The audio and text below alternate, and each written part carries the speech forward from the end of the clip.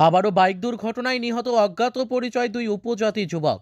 জানা গেছে সোমবার গভীর রাত আনুমানিক 1:30 নাগাদ টাকারজলা থানার অন্তর্গত জাবরাকামিপাড়া এলাকায় নাম্বারবিহীন একটি পালসার বাইক নিয়ে দুই উপজাতি যুবক দ্রুত গতিতে এসে রাস্তার পাশে থাকা একটি গাছের সাথে সজোরে ধাক্কা মারে।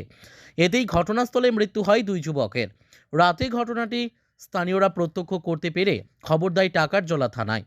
খবর পেয়ে টাকারজলা থানার পুলিশ ঘটনাস্থলে দ্রুত ছুটে এসে অজ্ঞাত পরিচয় দুই উপজাতি যুবককে উদ্ধার করে টাকারজলা প্রাথমিক স্বাস্থ্য কেন্দ্রে নিয়ে যায়।